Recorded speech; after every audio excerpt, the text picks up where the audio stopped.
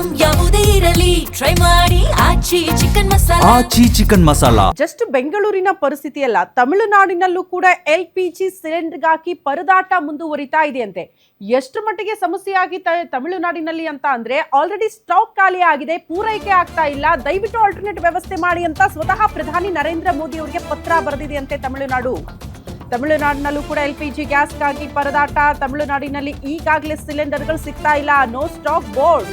ಕಂಗಾಲಾಗಿ ಪ್ರಧಾನಿ ನರೇಂದ್ರ ಮೋದಿ ಅವರಿಗೆ ಪತ್ರ ಬರೆದು ಬಿಟ್ಟಿದ್ದಾರಂತೆ. ಮಧ್ಯಪ್ರಾಚ್ಯದ ಯುದ್ಧದಿಂದ ಗ್ಯಾಸ್ ಪೂರೈಕೆ ಆಗ್ತಾ ಇಲ್ಲ, ಏನ್ ಮಾಡಕ್ಕಾಗುತ್ತೆ? ಆಲ್ಟರ್ನೇಟ್ ವ್ಯವಸ್ಥೆಗಳಿಗೆ ಏನು ಮಧ್ಯ ಪ್ರವೇಶ ಮಾಡಿ ಸಿಲಿಂಡರ್ ಪೂರೈಕೆ ಮಾಡಬೇಕು ಅಂತ ಮನವಿ ಮಾಡಿಕೊಳ್ಳಲಾಗಿದೆ ಅನ್ನೋದರ ಡೀಟೇಲ್ ಸಿಗ್ತಾ ಇದೆ. ಚೆನ್ನೈ ಹೋಟೆಲ್ ಅಸೋಸಿಯೇಷನ್ ನಿಂದ ಪ್ರಧಾನಿ ನರೇಂದ್ರ ಮೋದಿ ಅವರಿಗೆ ಪತ್ರ ಬರೆಯೋ ಮೂಲಕ ವಾಸ್ತವ ಪರಿಸ್ಥಿತಿಯ ಬಗ್ಗೆ ಅವರ ಗಮನಕ್ಕೆ ತರುವಂತಹ ಪ್ರಯತ್ನಗಳಾಗ್ತಾ ಇದೆ.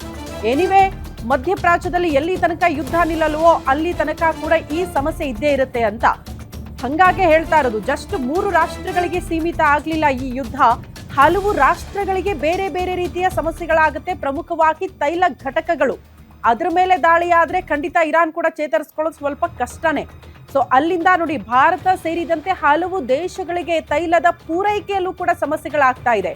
ಈವನ್ ಸಿಲಿಂಡರ್ ಅಲ್ಲೂ ಕೂಡ ಸಮಸ್ಯೆಗಳಾಗ್ತಾ ಇರೋದನ್ನ ಗಮನಿಸ್ತಾ ಇದೀವಿ. ಬೆಂಗಳೂರು ಮಾತ್ರ ಅಲ್ಲ, ತಮಿಳುನಾಡಿನಲ್ಲಿ ಆಲ್ರೆಡಿ ಸ್ಟಾಕ್ ಇಲ್ಲ, ಪೂರೈಕೆ ಆಗ್ತಾ ಇಲ್ಲ, ಸಿಲಿಂಡರ್ ಸಿಗ್ತಾ ಇಲ್ಲ ಅಂತ ಜನಸಾಮಾನ್ಯರಾದಿಯಾಗಿ ಈ ವಾಣಿಜ್ಯ ಮಳಿಗೆಗಳಲ್ಲಿ ಸಿಲಿಂಡರ್ಗಳಿಗಾಗಿ ಪರದಾಟ ಮುಂದುವರಿತಾ ಇರೋದನ್ನ ನೋಡ್ತಾ ಇದೀವಿ.